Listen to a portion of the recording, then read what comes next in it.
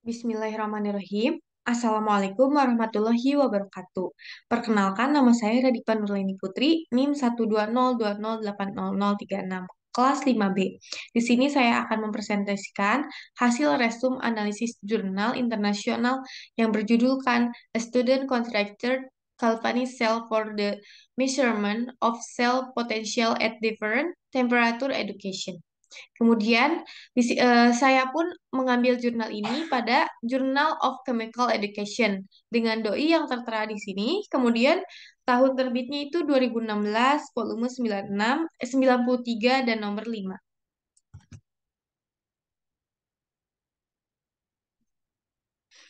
Adapun latar belakang di sini urgensi penelitian terdiri dari tiga, yaitu adanya miskonsepsi siswa melibatkan pergerakan elektron dan ion dalam sel galvanis serta tanda muatan yang dihasilkan anoda ataupun katodanya.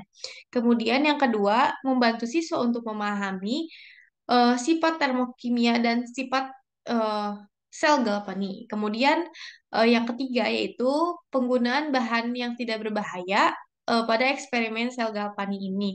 Kemudian adapun aspek kebaharuan penelitian ini dia terdiri dari tiga, yaitu meminimalisir limbah kimia yang berbahaya dalam jumlah besar.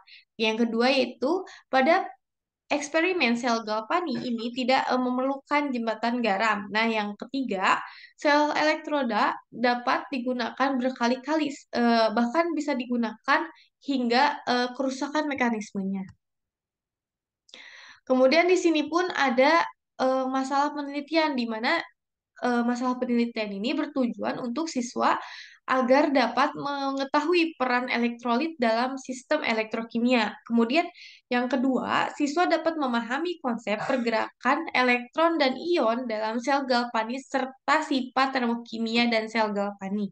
Yang ketiga yaitu membuat metode lain untuk eksperimen sel galvani tanpa jembatan garam. Yang keempat, meminimalisir adanya limbah kimia yang berbahaya dalam jumlah besar. Nah, adapun metode penelitian di sini, jenis metode penelitian yang digunakan eh, ada dua, yaitu kualitatif dan kuantitatif, yang mana eh, secara kualitatif ini dapat dilihat secara langsung apa bagaimana caranya, dan secara kuantitatif di mana hasil eksperimen ini harus dihitung, dilakukan perhitungan. Kemudian subjek penelitiannya yaitu pada siswa tingkat sekolah menengah dengan materi yang digunakan yaitu materi termokimia sel galvanik. Kemudian variabel bebasnya eksperimen laboratorium kimia fisika sel galvani. Kemudian variabel terkaitnya yaitu pemahaman siswa mengenai termokimia sel galvani. Nah, untuk pengumpulan datanya di sini digunakan tiga tahapan, nah, yaitu pretest, eksperimen, dan post-test.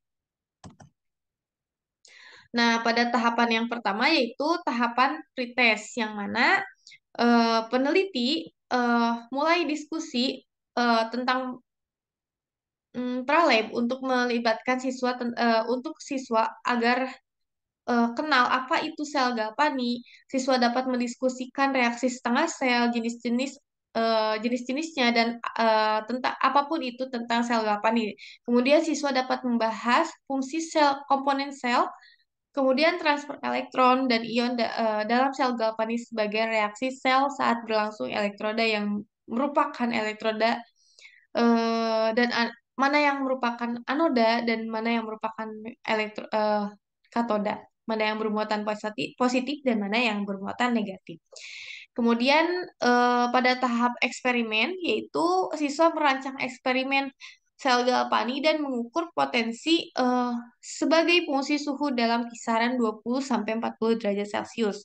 Kemudian selanjutnya siswa memberikan tanda potensial sel galvani itu E, dan suhu absolut yaitu T ditentukan menggunakan regensia linear, di mana eh, dapat dilihat diagramnya seperti ini. Nah, ini merupakan absolut atau temperatur, dan ini merupakan yang di atas merupakan potensial sel.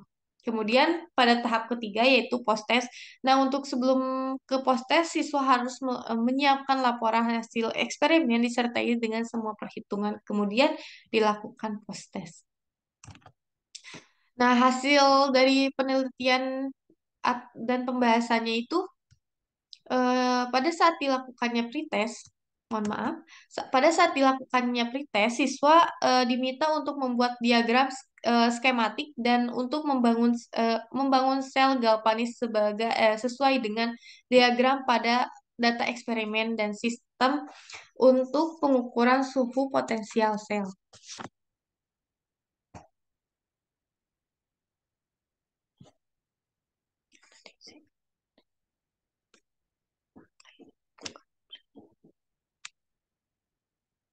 Yang kedua yaitu siswa melakukan eksperimen di mana siswa merangkai dan melakukan praktikum sel galvani tanpa jembatan garam. Nah, di sini siswa menggunakan alat termostat, kemudian milivoltmeter dan termometer digital.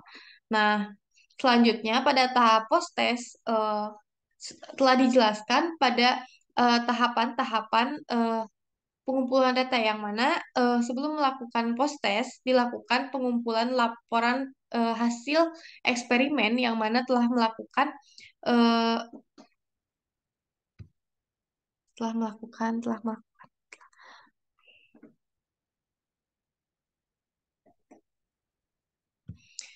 telah dilakukan terlebih dahulu perhitungannya. Kemudian siswa pun membandingkan nilai termodinamika sel galvani ini eh, dalam larutan elektrolit dan dengan larutan non-elektrolit. Nah, untuk hasil eksperimennya bisa dilihat pada tabel satu, di mana ini merupakan tabel secara teoritisnya dan ini secara hasil eksperimennya.